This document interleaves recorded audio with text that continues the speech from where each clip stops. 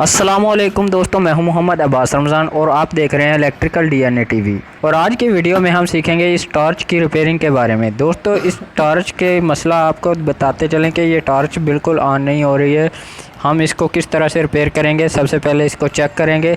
तो इसको सीखने के लिए वीडियो को अंत तक ज़रूर देखिएगा। वीडियो मुकम्मल देखने का शुक्रिया। Electrical DNA reality TV. दोस्तों, हमारे चैनल को अगर आपने अभी तक सब्सक्राइब नहीं किया है तो सब्सक्राइब कर लें और बेल के निशान पर दबा दें ताकि आपको आने वाली हमारी तमाम नई वीडियोस का नोटिफिकेशन सबसे पहले मिलता रहे। और वीडियो को लाइक करना मत भूलिएगा।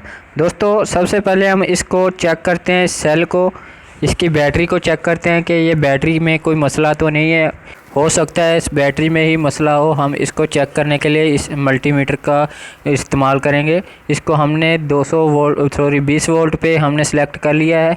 तो हम इसको चेक करने के लिए कंटिन्यूटी पे भी सेट कर सकते थे, मगर हमने वोल्टेज इसके चेक करने हैं, इसलिए हम कंटिन्यूटी के बजाय 20 वोल्ट पे सेट कर रहे हैं। तो ये देखें 3.71 ये वोल्ट हमें दे रही है। बिल्कुल ठीक है, बैटरी चार्जड है।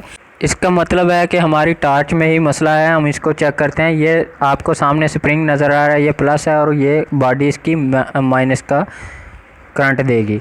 मगर हम इसको कंटिन्यूटी पे चेक कर रहे हैं, ये बिल्कुल भी शो नहीं करवा रही है कंटिन्यूटी पे। इसका मतलब है इसके अंदर कोई मसला है। तो अब हम इसको खोल चुके हैं। ये देखें कि इसकी एलईडी आपको नज़र आ रही होगी, इसका एक पॉइंट टूटा हुआ है।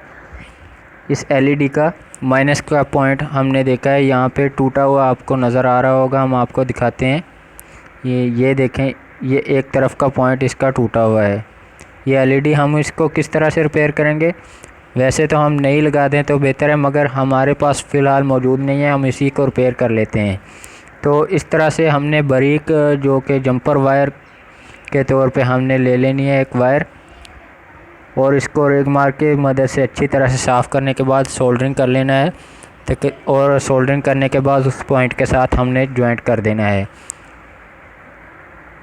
तो एलईडी की दूसरी तरफ हमने जॉइंट करने के बाद इसको इस हीट सिंक के ऊपर लगा देना है। ये हीट सिंक इसको जलने से बचाती है, इसलिए हमने इसके ऊपर लगाना है। वैसे अगर हम बगैर हीट सिंक के भी लगा दें तो चल तो जाएगी, मगर वो लाइट जो होगी, एलईडी होगी, वो जल्दी जल जाएगी।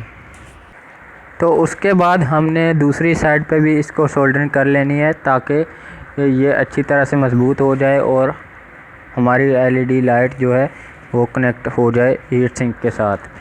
तो हीट सिंक के दोनों तरफ हमने दोनों पॉइंट्स के साथ अच्छी तरह से सोल्डरिंग कर लेनी है। तो उसके बाद सोल्डरिंग के बाद हमने इसको फिट करना है। तो ये जो ओवर वायर है हम इसको काट देंगे, और काटने के बाद इसको अलग करने के बाद हम इसको फिट करते हैं। तो इसको हीट सिंक को हमने बिल्कुल इसके दरमियान में रखना है और टॉर्च के अंदर रख के ऊपर से ये रिफ्लेक्टर हमने लगा देना है, और ऊपर से इसका कैप जो रिंग है वो हमने टाइट कर देना है अच्छे तरीके से। तो इसको टाइट करने के बाद हम इसको टेस्ट करते हैं। इसके अंदर ये हम सेल दोबारा से डाल देते हैं। डालने के बाद इसके पीछे जो कैप है हमने वो लगा देना है। हाथ की मदद से अच्छी तरह इसको टाइट कर देंगे। दोस्तों, ये हमारी एलईडी लाइट टॉर्च जो रिपेयर हो चुकी है।